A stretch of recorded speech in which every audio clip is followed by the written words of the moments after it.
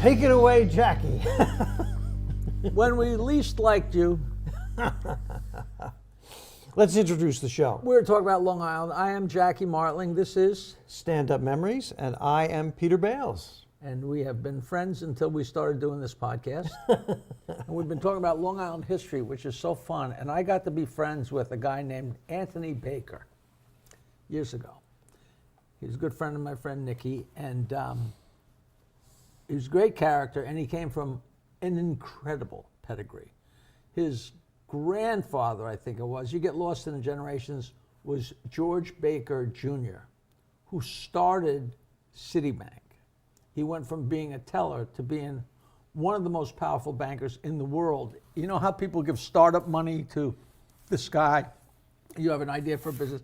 He gave startup money to Rockefeller, to, character, Carnegie, stuff like that. This is his grandfather. And his brother got killed in an airplane crash, I think in the same place, but the same exact situation as JFK Jr. Like the same place and bad visual and boom, boom, boom. And crazy enough, a couple of years later, Anthony was flying in a plane with his instructor in Nashville, with his plane instructor. Wow. And the two of them went into a wall. Went into a mountain, rather. Oh. Which is just crazy. And meanwhile, this guy knew all the stories in the world, and he was fascinating. But what was crazy, he would come over to Jokeland, and one time he told me a joke I didn't know. I probably, gave him the benefit of the doubt. And I gave him a shirt, a Stump the Joke Man t-shirt. And my friend Nicky said, this guy has billions of dollars, and that's his favorite thing. And of course he had to die. He could be sitting here saying that, but no, And one of his stories was, and I don't know if there's even a way to, supposedly Longfellow must have lived, I don't know if he lived in Manhattan or lived in Long Island, whatever, but there was a boat that came from Manhattan to Cold Spring Harbor. And people would go in, I don't know if it must have been the 20s. I never even bothered to look up when Longfellow was alive or whatever. This is the famous Henry Wadsworth Longfellow. Yeah, Okay. and the boat would come out and people would go to Cold Spring Harbor and drink and dance and gamble and have a merry old time and get back on the boat and go back to Manhattan. And I don't know whether he had come out on the boat or whether he wanted to go to Manhattan, but the boat was leaving. And the boat was pulling out of Cold Spring Harbor, and he missed the boat. And he came running out and yelled and screamed and wait, and they just kept going. The boat caught fire, and everyone in the boat perished. Wow. And Longfellow missed the boat. Now, there's got to be a way to check up on that story, but all of Anthony's stories I've always checked out. We've got to check that. And did he have survivor's guilt? He must have. Like the Wow. old... It's just crazy. And I don't know if that happened. Was he 18? Was he 58? Who knows? But it's an interesting thing to pursue. I love it. The best book, I think, about Long Island history is The Power Broker by Robert Caro. You've got to love that book and all the changes. I've only gotten to I think it's 1,200 pages. I think I've gotten to 300, but 3 or 4 times. I love it. Because it's the whole thing about Long Island and the rich people not keeping the people down and, But how times have changed. Boss Tweed used to take the poor children from Brooklyn on a boat for an outing in the country in the South Bronx. You can't believe it. You cannot believe things like that. I get such a kick out of all that stuff. I really do. And a lot of kids used to swim in the East River. The East River is actually cleaner now than it has been in decades. But forever. This was untarnished land. Right. The Indians weren't screwing it up. No. The only thing that wrecked the water was all the dead Indians floating around.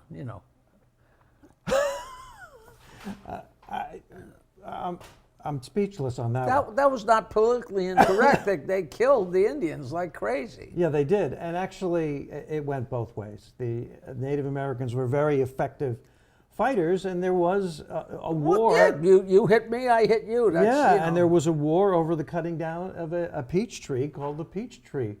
Yeah, War. I just got to that in my book. I'm reading this book, Gotham. Is that big? Which is another terrific, And it's terrific book. and it's all staggering, just staggering.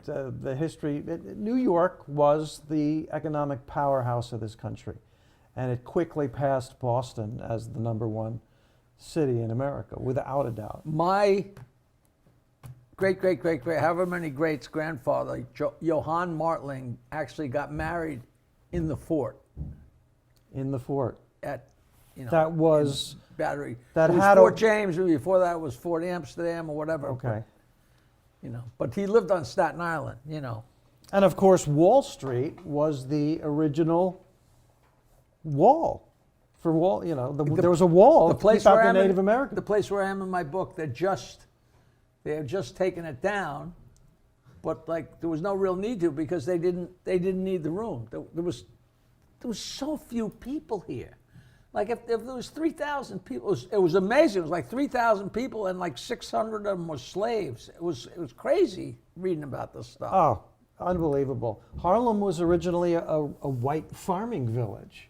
It's because it was so far It up. was so far up. And the rich people start, of course, at the tip of Manhattan and move as you go through the centuries farther and farther north.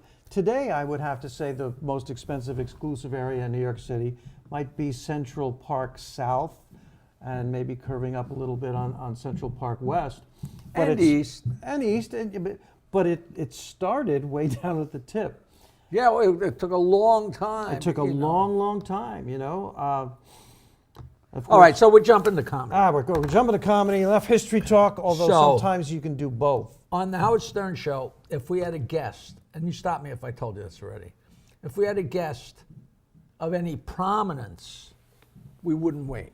Because very often Howard would go on and on and on. It's supposed to be a commercial every 20 minutes or half, whatever it was, and he would go on and on and on. And the guests would, you know, if we had a guest, sometimes they'd sit there and wait. But if it was somebody of note, Gary'd come and say, Howard, and he'd say, bring him right in. So we're sitting there, and I'm sitting here, and Fred Norris, the other writer, is here, and this is the end of the table, and the guest is sitting here. And Howard is where you are, a little back a little bit. But we're all very close quarters. And the easel, whatever you call it, is there. And he had an open loose leaf and an open loose leaf. And in the middle, there was about this much room so he could see Robin that was behind the glass over here. And my job, I'm writing notes. And the loose leaf is here. And it's right where on this side of the loose leaf is the size of an 8 by 11 piece of paper. I could write and put a piece of paper. And you know, this is years before we put it under the camera and all that. This is physically write it down, put it there, and then Howard's looking at it, and he's looking at Robin, and he's reading my note, and that's how we operated. And it was seamless, because he was so brilliant, you know. And Gary comes and says, hey, Howard, Dom DeLuise is here. He says, well, bring him in. Come on, you know, Dom DeLuise comes in, sits down, which is, you know, no matter who sat in the chair, very often it was a kick. The potpourri of people, you know, Barbra Streisand's sister and John Wayne Bobbitt and Adam West. You know, the laundry list of people is so random and eclectic. It's wonderful. So Dom DeLuise comes in and sits down. And I'm whipping off the things. And like, you got a little juice in you because it's Dom DeLuise sitting there. So I would be having fun. A couple minutes. He said, all right, you know, because we were going way too long. All right, we'll be right back. We go to commercial. And Dom DeLuise turns to me and says, this is fantastic.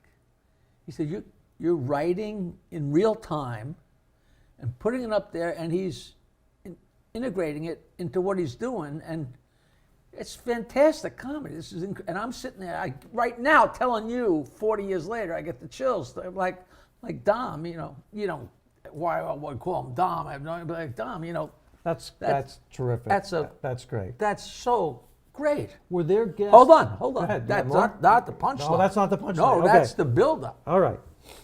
So he thought it was great. And he stayed for another commercial break, and he just loved it, and he was thrilled. And I mean, he was one of the few people, it was early on, 88, 89, like there were a lot of people who had qualms about coming on the show. And then eventually, slowly but surely, more and more and more. And like if we got a Dom DeLuise, hey, get him right in here before he changes his mind. You know? Yeah. He leaves. The next guest is Bruce Jenner. Gary brings in Bruce Jenner, and he sits in the same seat. He sits there, and I'm whipping off the insults. And Howard is just making mincemeat out of this guy. Joke after joke after joke. We go to commercial. And Bruce Jenner turns to me and goes, "What do you keep writing down?" And I said, "I got to keep telling Howard what time it is." And he goes, "That's what I thought." I swear on my mother, I swear. But just the A-B of the situation, the bing, you know. Yeah, that's is that the greatest? So let me ask you, were there ever any guests that just rubbed Howard the wrong way? That was my next story. Really? No, well, not that rub. Get this guy out of here. I mean, that the chemistry was just wrong. He would just, you know, end it. But it was very rarely, because if it rubbed him wrong, that was great. It was because it was a comedy show. It was all fodder. The worst, you know, the worst thing that can happen. You know, a light falls. Hey, we got 10 minutes. You know, but this guy came in. I think I might have told this story already. He came in and sat down, and Howard started in. You know, so how you doing? You know, how big's your penis? You know, you got a girlfriend? Are you married? You got any chicks with you? You know. And after 2 or 3 questions, the guy's like, he's a little guy, an actor, you know, he's just, "Hey, man, don't give me that crap. Don't talk to me like that, man. Hey, I remember the words. I'm not your dancing monkey, man. I will come right over this thing and I will beat your ass, man. You watch what you say." And this only happened for 5 seconds, when all of a sudden Gary's in and Ronnie's in, and they're in the room because, you know. Wow. And it was like crazy. And I remember this guy went from 0 to 60 like crazy. It was like in his DNA. It was like, whoa. And I remember literally saying to myself, whoa, this guy's going to kill somebody. It was Robert Blake. Oh! And then 10 years later, didn't he murder his wife or something? Oh, my God. I said to Fred, I told you. Oh, man.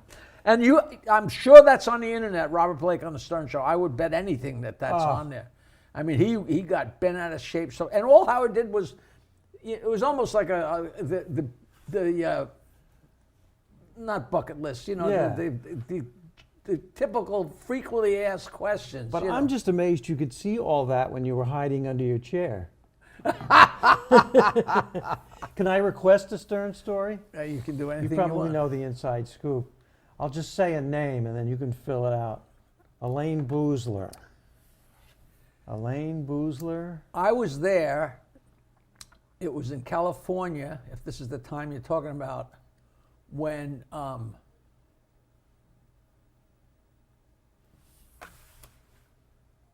the way it worked at these radio shows, the Emmys, the Grammys, or something like that, they put a whole bunch of radio stations in the same room. Like, you'd be at a table, and when we did it, if you know, on the road, it'd be me and Howard and Robin, and we'd have a little thing where I could put my notes, blah, blah, blah.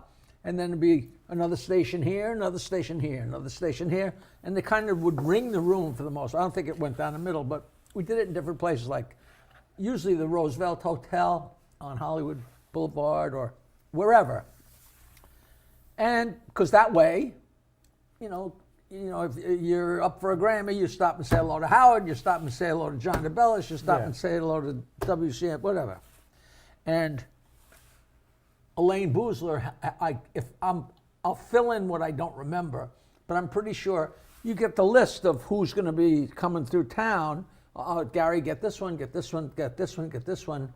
And, you know, and Howard had been a big fan of Elaine Boozler, you know. Yeah. And she didn't want to do the show, Howard.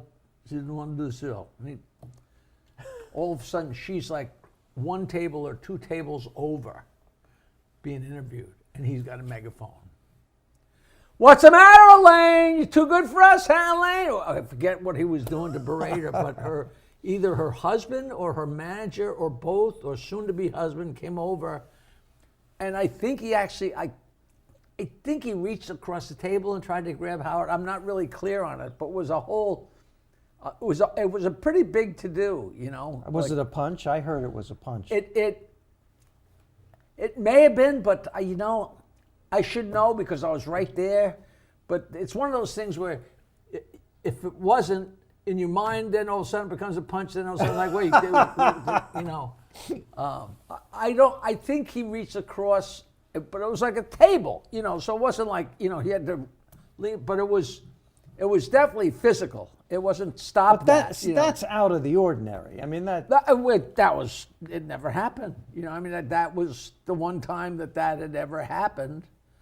But it was memorable. It was a hoot. Well, if you're working on the line and over the line, stuff like that has got to happen eventually. Oh yeah, Howard always had the megaphone, and everybody gets so pissed off because these guys are all doing interviews. So if he's yelling on the megaphone, that's coming out over everybody's interview. Everybody's there, you know.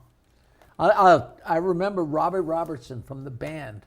He was a big, tall, strapping guy, and he came and sat down with Howard, and the way Howard would sometimes gush, like, I mean, being weird, you know, like, but that was his thing, like, wow, you're Jamie, you're from the band, you work with Bob Dylan, wow, you're so cool, man, I'd give anything to be as cool as you, wow. That's so cool. You're neat, man. Wow, that's cool. And after about 3 minutes of this, Robbie Robertson goes, Christ, you really are an asshole, aren't you? Like, obviously he'd been told that by 100 people, and he just like at rubber stamps, like, you really are an asshole. That was so funny, so funny. Let me ask you, was there ever a moment when you, Jackie Martling, thought, maybe we're going too far here? I mean, was there an upper... I had this conversation yesterday with my brother-in-law because he was on tour with a band that were opening up for the Bee Gees, and I don't know whether some racist stuff started on the bus or people were yelling stuff. And he said, I really wanted to hold up one of those signs like you see on CBS, like the following show doesn't necessarily express the feelings of all involved. Like, and there were times when Howard was doing stuff on the air where I wanted to go, what he's saying and doing don't represent, you know, I'm not writing this. And when he's talking about Mancow's father had passed away and he wants to dig up his father and have sex with his skull.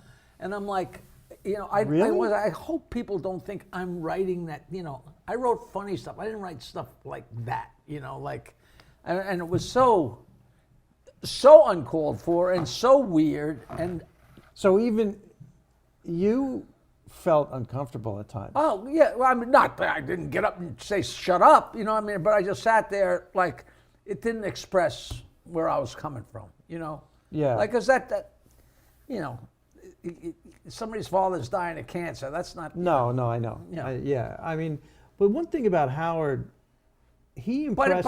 But he wasn't picking on a random guy. This was an enemy or a rival. Yeah, Rivals, a rival, and you know, they did all kinds of crap. Like, all right.